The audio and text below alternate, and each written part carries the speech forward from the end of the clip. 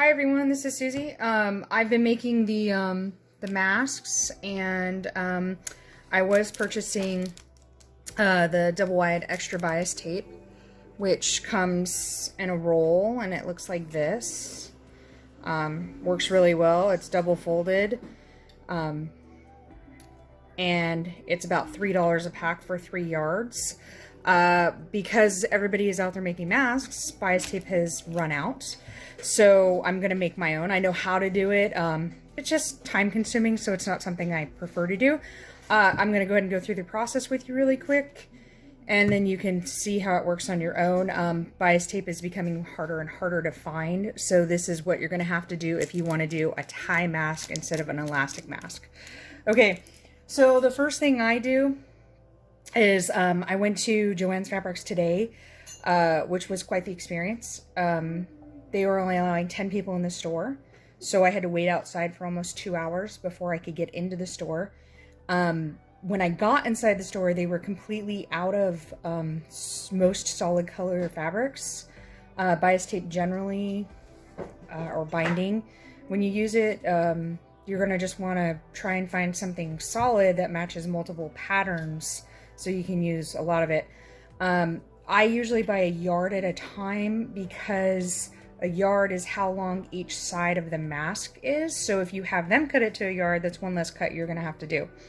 I have a rolling cutter.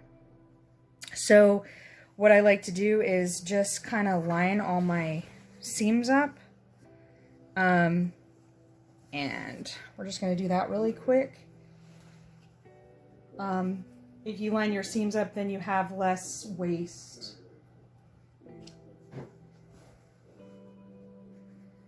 So,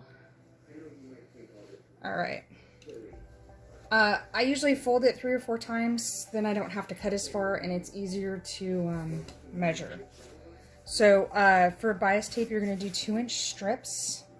So I just try and line my one panel up, or the bottom of my panel up, with the line on the mat, so that I know I'm going to get a straight line when I cut multiple strips. I always flatten it and smooth it out to make sure that there's no lumps inside. And literally, you're just going to use your roller, and you're going to do 2 inches.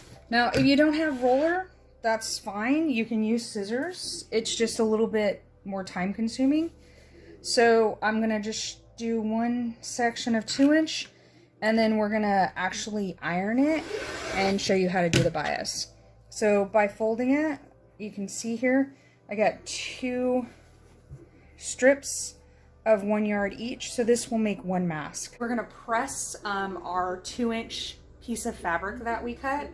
To press it or to iron it, well, we're going to set our iron on cotton, and we're actually going to steam it. That's how we get the pressing done, and that's how you get the fabric to stay the shape you want it to stay. My iron is already on. I'm just adding water so you guys can see how it works. On most irons, there is a max fill line. So just don't go over that. What happens when you do is it just leaks everywhere. It doesn't take a lot of water. As you can see, I probably just put about 4 ounces in there.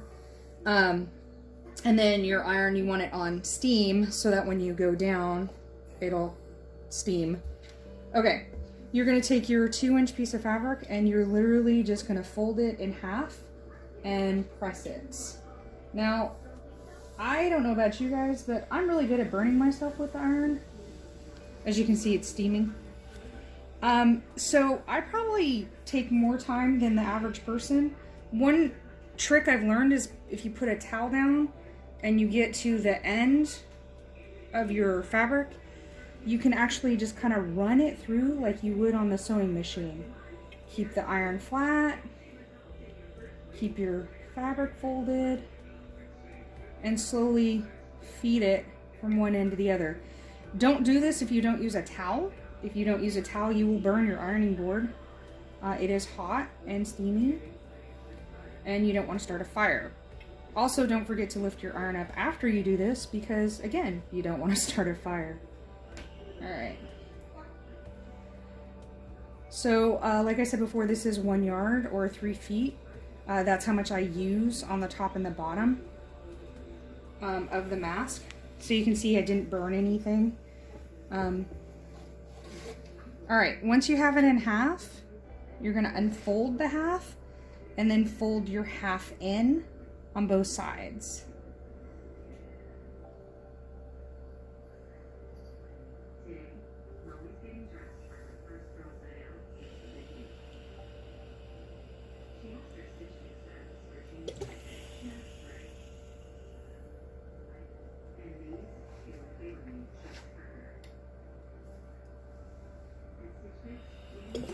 So as you see, after you fold your halves, then you fold it back, you iron it flat again, and then that gives you your bias tape, which is what you're sewing onto your mask.